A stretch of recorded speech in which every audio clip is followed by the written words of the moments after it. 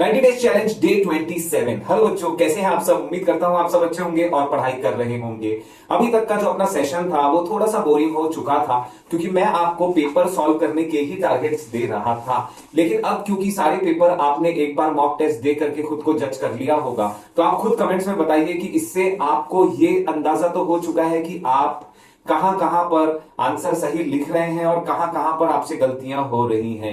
ये जो सेशन था ये इसीलिए था, इसको हम लोग सेल्फ इवैल्यूएशन सेशन कहेंगे और इसको आप सक्सेसफुली कंप्लीट कर चुके हैं, उसके लिए कॉन्ग्रेचुलेशंस। अब सेल्फ इवैल्यूएशन के बाद आपको खुद की कमी का एहसास हो गया होगा कि आप कहां पर कमजोर पढ़ रहे हैं। अब आपको आगे की तरफ लेके चलते हैं और 90 डेज चैलेंज का जो अगला मिशन है हमारा वो ये है कि 1 मार्क्स वाले 2 मार्क्स वाले सारे क्वेश्चन आंसर्स को हमें इस तरीके से कंप्लीट कर लेना है, इतना परफेक्ट कर लेना है कि अगर ऐसे टाइप के कोई सवाल आए तो हमारा एक भी मार्क्स नहीं जाना चाहिए। सबसे पहले आपको शुरुआत करनी है सोशल साइंसेस से।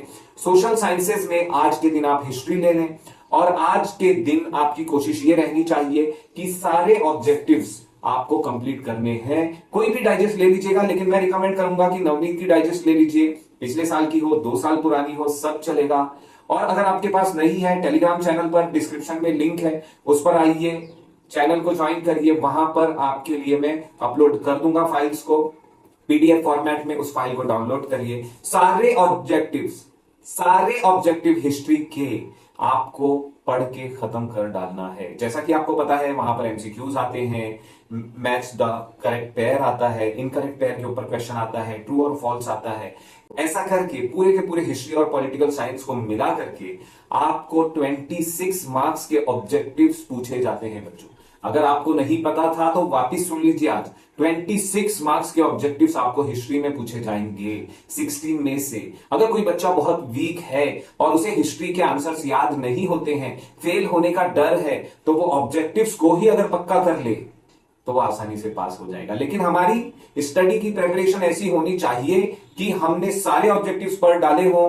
अब अगर इनमें से कोई भी सवाल आएगा तो हमसे एक भी गलती नहीं होनी चाहिए, यहां तक कि स्पेलिंग में भी मिस्टेक्स नहीं होनी चाहिए, और होगी भी नहीं, क्योंकि मोस्टली उससे रिलेटेड आंसर आपको दिए जाते हैं। ऑब्जेक्टिव्स में आपको ऑप्शन दिया जाएगा, इनकरेक्ट पेयर में पेयर लिखा होगा, आपको एक्सप्लेनेशन देना है खाली।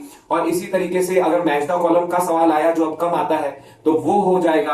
आपके पास ट्रू और फॉल्स, खाली ट्रू लिखना है, फॉल्स लिखना है, उसके बाद एक्सप्लेनेशन देना है। तो ये सारी चीजें काफी आसान है आपके लिए। ये आसान चीजों को आज खत्म करें। हिस्ट्री के सारे ऑब्जेक्टिव्स आपको आज खत्म करने हैं। आज 27वां दिन है हमारे 90 डेज चैलेंज का, तो बच्चों और सीरियस हो जाइए, थोड़ा सा और वक्त बढ़ाइए। शुरुआत हमने 2-2 घंटे के सेशन से किया था, हो सकता है कि आज आपको वक्त ज्यादा लगे। आज आप टारगेट बेस्ड स्टडी करेंगे। जब तक आपका पूरा ऑब्जेक्टिव्स पढ़ करके कंप्लीट नहीं हो जाता, आप पढ़ाई करते रहेंगे। लेकिन याद रहे 25 मिनट्स के सेशन में ही पढ़ना है आपको।